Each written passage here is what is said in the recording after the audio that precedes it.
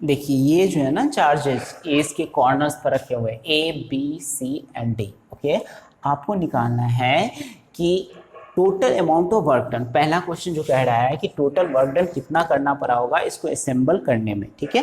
तो असेंबल करने में टोटल वर्क डन कितना करना पड़ा होगा, तो इन सब को लाने में जितना पोटेंशियल एनर्जी होगा to assembling the charges, the amount of potential energy required is known as work done, ठीक है। तो अब अगर मान लीजिए आप ये चार्ज है और ये चार्ज इसको लाते हैं चारों चार्ज को, तो आप कितना वर्क करेंगे। देखिए एक पेयर तो ए बनेगा, एक पेयर से ए और एक पेयर से ए, मतलब चार तो पेयर हो गए इसके पोटेंशियल एनर्जी, और दो अल्टरनेट करिए तो 6 पेयर हो जाएंगे। तो अब करिए के Q minus q upon D, okay, और प्लस, अब देखिए ये जो है ना एक इसमें ये ऐड हो जाएगा, तो ये K minus q plus q upon d, and यहाँ पर यहाँ करेंगे तो क्या हो जाएगा K minus q upon d plus K minus q plus Q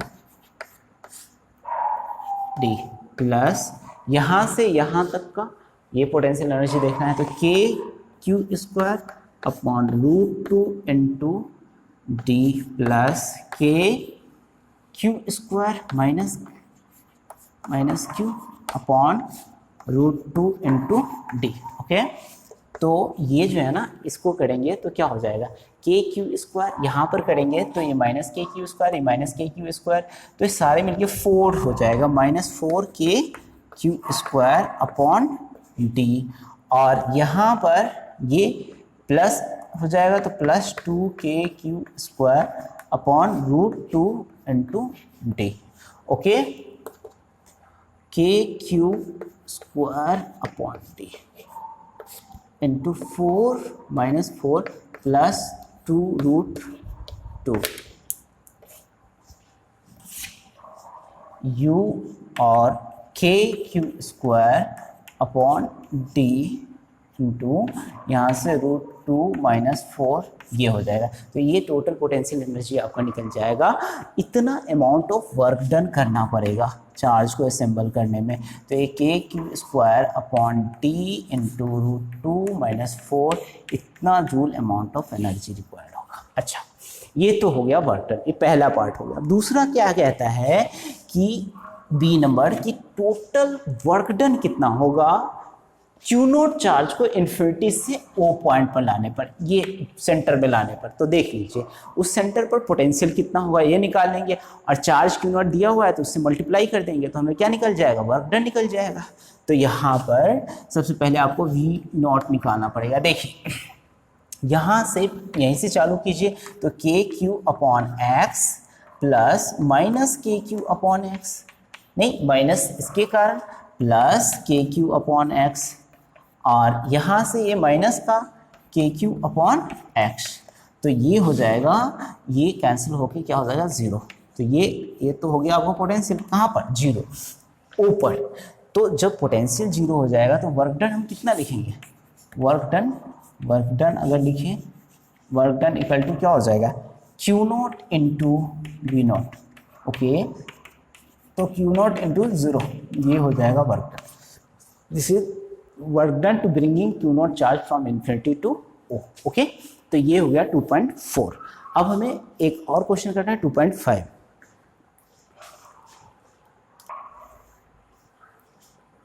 यहां पर ना दो चार्जेस दिया हुआ है, 2.5 एग्जाम्पल है। ओके, दो चार्जेस रखा हुआ है ए एंड बी पॉइंट पर, ठीक है। आपको निकालना क्या है, potential energy due to this system. Okay, इसमें जस्ट एक ही पेज है कि आप इसके बीच के डिस्टेंस को समझे। तो ये -9 सेंटीमीटर और ये +9 सेंटीमीटर है, तो -9 सेंटीमीटर और +9 सेंटीमीटर देखना है। के क्यू 7 × 10 की पावर -6 इंटू -2 × 10 की पावर -6। ओके, तो अपॉन यहाँ पर ये जो है ना इसकी है 18 × 10 की पावर -2। ओके, तो u इंटू के की जगह पर हम क्या लिख सकते हैं 9 × 10 की पावर 9 एंड 7 × 10 की पावर -6, और इंटू -2 इंटू 10 के पावर -6 अपॉन 8 इंटू 10 के पावर -2। ओके, तो ये जो करेंगे ना, तो आप क्या करेंगे, ये 9 2 जा 18 होगा, -18 इंटू 10 के पावर माइनस ये 12 हो जाएगा, तो 3 कर सकते हैं इसको आप, एंड ये 7 में इंटू अपॉन 18। ये करने के पीछे मेरा ये रीजन था कि यहाँ से एक कैंसिल हो जाए, तो ये कैंसिल हो जाएगा और ये जाएगा ऊपर, तो 7 इंटू 10 की पावर क्या हो जाएगा -1, तो ये क्या हो जाएगा -7 जूल। ये हो जाएगा आपका पोटेंशियल एनर्जी। तो ये तो पोटेंशियल एनर्जी ए है। ओके, पहला क्वेश्चन का जवाब है। अब बी पॉइंट पूछता क्या है, what will the potential energy, how much work is required to separate the charges. देखो वर्क जो होता है ना, W जो रिक्वायर्ड है, U initial minus U final कर दीजिए बस, या फिर जितना है माइनस में है तो प्लस आप दीजिएगा, तो आपको सेपरेट करने, मतलब सेपरेट करने के लिए आपको वर्क करना पड़ेगा। अगर नेगेटिव पोटेंशियल एनर्जी है, पॉजिटिव पोटेंशियल एनर्जी है, तो सेपरेट करने के लिए आपको जैसे सेपरेट करिएगा तो रिलीज एनर्जी मिलेगा। ठीक है, तो यहाँ पर वर्क करना पड़ता है। तो देखिए कितना करना पड़ेगा पॉजिटिव में, तो 0 इनिशियल पोटेंशियल एनर्जी तो 0 ही था, जब उसको सेपरेट करा, दूर था, इन्फिनिटी पर था, तो 0 ही था। अब ये फाइनल में यहाँ पर रख दिया तो इतना हो गया पोटेंशियल एनर्जी, तो 0.7, तो ये कितना हो जाएगा 0.7 joule. This is B, answer number B. अब देखिए सबसे मेन जो क्वेश्चन है इसका वो है सी नंबर क्वेश्चन। ओके, अब सी नंबर क्वेश्चन कैसे है, इंपॉर्टेंट क्वेश्चन। देखिए ये सी नंबर है, इसमें क्या है कि आपको इलेक्ट्रिक फील्ड इंटेंसिटी दिया हुआ है, इलेक्ट्रिक फील्ड इंटेंसिटी दे रखा है, और आपको निकालना क्या है, पोटेंशियल एनर्जी। मतलब यही चार्ज है और एक्सटर्नल इलेक्ट्रिक फील्ड दिया हुआ है, तो एक्सटर्नल इलेक्ट्रिक फील्ड दिया कितना हुआ है, A/r²। ठीक है, ये है न्यूटन पर कूलम। ओके, ए की वैल्यू दे रखी है, ए इक्वल टू क्या है 9 इंटू 10 के power 5 coulomb metre square, coulomb पर मीटर स्क्वायर। ये तो तुम्हारा ए की वैल्यू दे रखा है। अच्छा, हमें क्या निकालना है, पोटेंशियल एनर्जी। अब एक्सटर्नल इलेक्ट्रिक फील्ड दिया हुआ है तब। ओके, तो हम जानते हैं जब दो चार्जेस रखा रहता है तो टोटल पोटेंशियल एनर्जी जो होता है Q1V R1 plus Q2V R2। ये फॉर्मूला हमें पता है पहले से, Q1 Q2 अपॉन R12। ठीक है, हमने ये आपको बताया हुआ है जब हमने पढ़ाया था आपको potential energy in external electric field, तो वहाँ पर पोटेंशियल एनर्जी कंसेप्ट में या सीखे हुए हैं आप। अब ये जो है ना, यहाँ पर इसका जो चार्ज होगा वो लिखना है एक का, तो 7 इंटू 10 की पावर -6। अच्छा, अब इलेक्ट्रिक फील्ड तो इतना दिया हुआ है, लेकिन पोटेंशियल कितना होगा ये हमको निकालना है। यहीं पर प्रॉब्लम आती है बच्चों को। अब देखिए जैसे ही आपको इलेक्ट्रिक फील्ड दिया हुआ है ना, तो आप पोटेंशियल एनर्जी आराम से निकाल सकते हैं। कैसे निकाल सकते हैं, ऐसे कि आप जानते हैं रिलेशन dV = -EdR। नहीं, EdR का फॉर्मूला जानते हैं आप, और आप आराम से dV = 0 से V करके, और E की वैल्यू दे रखी है आपको -8R² ओके, तो इंटू 0 से कितना हो जाएगा बताइए, यहाँ पर इन्फिनिटी, सॉरी 0 से R, नहीं इसकी लिमिट तो R तक ही डिस्टेंस लगाएंगे ना आप। तो ये है V और -A, और इसका इंटीग्रेशन करेंगे ना तो R -1 हो जाएगा। ये नहीं -2 + 1 अपॉन -2 + 1, ये इंटीग्रेशन आके आ जाएगा यहाँ पर। तो 0 से R है आपका, तो A कितना हो जाएगा आप बताइए, A/R, ये पोटेंशियल हो जाएगा। तो अब ये जो है ना पोटेंशियल, ये पोटेंशियल है A/R, तो A/R तो आपको पोटेंशियल यहाँ का मिल गया A/R1 तक का। ठीक है, प्लस यहाँ से फिर Q2 करेंगे आप, तो Q2 जो है ना वो कितनी है, यहाँ पर है -2 इंटू 10 की पावर -6 इंटू A/R2। अब देखिए ये R1 R2 क्या होगा, तो ओरिजिन से इसका पोजीशन कितना है, ओरिजिन से इसका पोजीशन कितना है, ये चीज़ है। और देखिए म्यूचुअल इंटरेक्शन एनर्जी जो है ना, वो जो पहले अभी इससे पहले वाले केस में निकाले थे Q1 Q2 करके अपॉन R, मतलब फर्स्ट केस में -7 जूल जो आया था वही रहेगा। तो वो तो आपको एनर्जी चेंज करने की ज़रूरत है नहीं, वो तो इतना ही लिख दीजिए। तो 7 इंटू 10 के पावर -6 इंटू ए की वैल्यू कितनी है 9 इंटू 10 की पावर 5 अपॉन R1 की वैल्यू कितनी है 9 10 की पावर -9 मीटर नहीं, और माइनस का 2 इंटू 10 की पावर -6 इंटू ए 9 इंटू 10 की पावर कितना हो जाएगा, फिर ये 9 के पावर 6 तो दिया ही हुआ है आपको, अपॉन R2 की वैल्यू कितनी होगी 9 इंटू 10 की पावर -2, ओके, -0.7 जूल, ये हो जाएगा आपका। तो ये समझ में आया ना पोटेंशियल कैसे निकालेंगे, ओके। अब देखिए, अब आगे बढ़िए और इसको सॉल्व कीजिए। तो ये जो है ना, ये जो वैल्यू है ये 9 से 9 कैंसिल हो जाएगा, ये ऊपर जाएगा तो 7 हो जाएगा, तो 7 इंटू 10 की पावर ये 7 तो 10 की पावर 1 हो जाएगा, नहीं 5 + 2 7 और -1 ये 7 होता है। ये 9 कैंसिल हो जाएगा, ये ऊपर जाए 6 हो जाएगा तो 2, तो 2 -2 इंटू 10 के पावर, ओके, ये 0 हो जाएगा +2 हो जाएगा, ठीक है, ये तो सही है ना, ये ऊपर जाएगा ना तो ये कितना हो जाएगा 7 - 1, ओके। तो यहाँ पर भी क्लियर है, ठीक है, कोई दिक्कत तो नहीं। यहाँ पर 9 5 है, ओके, नहीं ए की वैल्यू तो 5 ही है ना, गलती से यहाँ पर ए की वैल्यू 6 पुट हो रहा था, ठीक है, तो 5 है, तो ये ऊपर जाएगा तो 7 होगा, तो ये क्या हो जाएगा 7 - 1, ये 10 की पावर 1 और ये माइनस का 0.7 जूल, ओके। अब ये करिएगा तो 70 - 20 -0.7 और 70 - 20 को कितना लिखते हैं 50 -0.7, और इसको अगर सब्ट्रैक्ट करेंगे तो ये कितना हो जाएगा, ये 50, ओके, 0.7, तो ये 3 और यहाँ पर यहाँ 9 हो जाएगा तो 4, मतलब 49.3, ओके, इतना जूल हो जाएगा। सिंपल सा ये सब्ट्रैक्शन था। अब ये सी नंबर हो गया, तो ये आपका 2.5 है। ये 2.6 नंबर क्वेश्चन है। इसमें कहता ये है कि एक मॉलिक्यूल जो है ना, किसी भी सब्सटेंस का एक मॉलिक्यूल है, उसका डाइपोल मोमेंट 10 की पावर -26 कूलम-मीटर है। 1 मोल का आपको ये बताना है कि 1 मोल में कितना पोटेंशियल एनर्जी हमको उसको अलाइन करने में दिया हुआ है, कि इनिशियली तो 0 डिग्री पर था, बाद में उसकी एंगल जो हो गई ना 60 डिग्री हो गई, तो कितना अमाउंट ऑफ एनर्जी रिलीज होगा उसको अलाइन करने में, कितने में, मतलब 60 डिग्री से अलाइन करने में, कितना इलेक्ट्रिक फील्ड में, इलेक्ट्रिक फील्ड की वैल्यू दे रखी है, इलेक्ट्रिक फील्ड इक्वल टू दे रखा है कितना 10 की पावर 6 वोल्ट पर मीटर, ये आपको इलेक्ट्रिक फील्ड इंटेंसिटी दे रखा है, ओके। और इनिशियल θ1 जो है ना वो 0 दे रखा है, और θ2 की जो वैल्यू है ना वो 60 डिग्री है, ठीक है, ये। अब देखो, अब ये जो है ना, ये अब हमें क्या करना है, पोटेंशियल एनर्जी निकालना है यहाँ पर, ओके।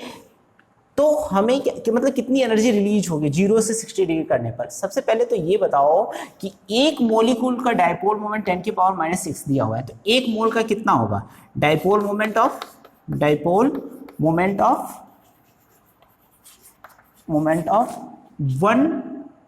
मोल मॉलिक्यूल्स, 1 मोल मॉलिक्यूल्स का डाइपोल मोमेंट कितना होगा, तो P इंटू मतलब जितना एक का दिया हुआ है उसमें मल्टीप्लाई कर दिया जाए, किसके, इससे 6 इंटू 10 की पावर 23 से, ठीक है। तो ये हो जाएगा आपका 6 इंटू 10 की पावर -6, ओके। तो ये इतना जो है ना, इतना कूलम-मीटर है। अब ये जो है ना डाइपोल मोमेंट है 1 मॉलिक्यूल का। अच्छा, अब हमें पोटेंशियल एनर्जी निकालनी है, तो ये तो P हो गया, ओके।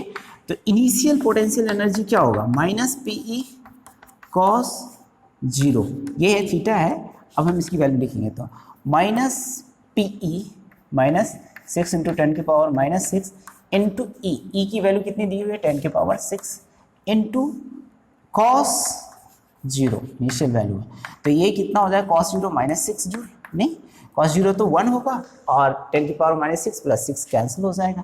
अब फाइनल निकालना है, तो फाइनल में क्या हो जाएगा -P cos थीटा। अब cos थीटा की वैल्यू कितनी होगी, तो -6 इंटू 10 की पावर -6, तो ये तो पहले ही से दिया हुआ डाइपोल मोमेंट की वैल्यू है। उसके बाद E जो है ना 10 की पावर 6 है, और cos 60 इक्वल टू क्या होता है 1/2, तो इसको जब कट करेंगे ये कैंसिल हो जाएगा और -3 जूल हो जाएगा। हमें क्या करना है, चेंज इन पोटेंशियल एनर्जी निकालना है। तो चेंज इक्वल टू क्या होगा, you final minus you initial, ठीक है। तो you final minus you initial, you final की वैल्यू -3 जूल है और इनिशियल जो है ना उसकी वैल्यू दे रखी कितनी, -6 जूल। ओके, तो ये -6 और ये कैंसिल हो जाएगा इसमें, तो ये कितना हो जाएगा 3 जूल। ये 3 जूल जो एनर्जी होगा ये दैट विल अलाइनिंग के सिचुएशन में ये हीट में कन्वर्ट हो जाएगा। तो यही रिलीज ऑफ एनर्जी होगा, इतना amount of release of energy. और यही पूछा जा रहा है, estimate the heat release by the substance in aligning it's dipole along the new direction of the field, ठीक है। नए डायरेक्शन में लाने में कितना हीट जनरेट होगा, तो यही होगा 3 जूल एनर्जी रिलीज होगा, ठीक है। 2.7 नंबर सारा थियोरेटिकल है और रीजन बेस्ड है, जो कंडक्टर्स की प्रॉपर्टी होती है उस पर बेस्ड है। A comb run through once dry hair attracts small bits of paper why, what happens if the hair is wet or if it is rainy day. देखो जब कम को ना ड्राई हेयर से रब करते हैं ना तो उसमें पोलराइजेशन होता है, स्टैटिक इलेक्ट्रिसिटी आता है, कुछ चार्ज आता है। तो जब हम दूसरे स्मॉल बाइट्स ऑफ पेपर के पास लेके जाते हैं तो उसमें इंडक्शन के कारण उसको क्या करता है, अट्रैक्ट करता है, ठीक है। लेकिन जब वैसे ही वेट होता है हेयर तो उसमें फ्रिक्शन नहीं होता, वेट हेयर में फ्रिक्शन नहीं होता, तो फ्रिक्शन के कारण पोलराइज ही नहीं होता, चार्ज ही नहीं आता, तो उसमें कहाँ से इलेक्ट्रिसिटी कंडक्ट होगा और अट्रैक्शन होगा। ऑर्डिनरी रबर इज एन, ठीक है, insulator but special rubber tyres of the aircraft are made slightly conducting, why is this. देखो ऑर्डिनरी रबर्स जो होते हैं ना वो तो इंसुलेटर होते हैं, लेकिन उसको एयरक्राफ्ट के जो टायर्स होते हैं ना, एयरक्राफ्ट की स्पीड बहुत ज़्यादा होती है, बहुत हाई स्पीड होती है, ठीक है। तो ज़्यादा स्पीड होने के कारण वो फ्रिक्शन के कारण अपने अंदर स्टैटिक चार्ज मतलब टायर्स जो होते हैं फ्रिक्शन के कारण स्टैटिक चार्ज इंड्यूस कर लेते हैं, जिसको डिस्चार्ज करने के लिए हम क्या करते हैं, कंडक्टर्स लगा देते हैं ताकि वो अर्थ में जो भी चार्ज है वो डिस्चार्ज हो जाए। अदरवाइज वो हो सकता है कि फायर गेट हो जाए, मतलब क्योंकि उसके जो फ्यूल्स वगैरह होते हैं वो क्या होता है, वो जल्दी फ्लेमेबल होता है, मतलब वो जल्दी फायर कैच करता है। जैसे कल्पना चावला का जो एयरक्राफ्ट या स्पेस जेट जो भी कह लो, वो जो आया था यहाँ एटमॉस्फेयर में, तो फ्रिक्शन के कारण वो क्या हुआ था, बर्न हो गया था, जल गया था। तो ऐसे ही ना हो, इस तरह की सिचुएशन आग ना लगे इसलिए। Vehicles carrying inflammable materials usually have metallic rods touching the ground during motion why. अब ऐसा तो आजकल नहीं होता, ठीक है, लेकिन पहले ऐसा होता था। इनफ्लेमेबल जो मटेरियल्स को कैरी करता है, जैसे पेट्रोल वगैरह को ढोने वाला अगर कोई ट्रक है तो उसके नीचे वो क्या करते थे, कंडक्टिंग स्ट्रिप लगा देते थे ताकि क्या हो जाए, चार्ज कंडक्ट हो जाए। Bird perches on the bar, okay, same reason है, चार्ज स्टैटिक इलेक्ट्रिसिटी जनरेट होगा और चार्ज क्या हो जाएगा, वो ना हो, इसलिए ऐसा करते हैं। A bird perches on the bar high power line and nothing happens to the bird, a man standing on the ground touch. देखो होता क्या है, जब कभी भी अगर बर्ड है कहीं बैठता है ऐसे जगह पर जहाँ की पोटेंशियल एनर्जी सेम है, पोटेंशियल डिफरेंस सेम है, तो उसको कैच फायर नहीं लगेगा, क्योंकि पोटेंशियल जब तक डिफरेंट नहीं होगा तब तक वो करंट फ्लो होगा नहीं। तो पोटेंशियल डिफरेंस होना ज़रूरी है, वहाँ पोटेंशियल डिफरेंस होता नहीं है, तो कैसे फायर होगा, आग लगेगा। अब बर्ड अगर मैन है, मैन क्या करेगा, किसी वायर को अगर टच करेगा, लाइव वायर को अगर टच करेगा और नीचे ग्राउंड से टच है, तो उससे क्या होगा, चार्ज जनरेट होकर नीचे ग्राउंड में जाएगा, जिसके कारण मैन को क्या होता है, शॉक लगता है। तो इलेक्ट्रिसिटी कंडक्ट करने के लिए पोटेंशियल डिफरेंस होना ज़रूरी है। बर्ड के केस में ऐसा नहीं है, इसलिए वो सुरक्षित रहता है। वो बैठता है वायर पर तो किसी तरह का कोई शॉक नहीं लगता उसको फट, ठीक है। दिस इज ऑल अबाउट 2.7 तक।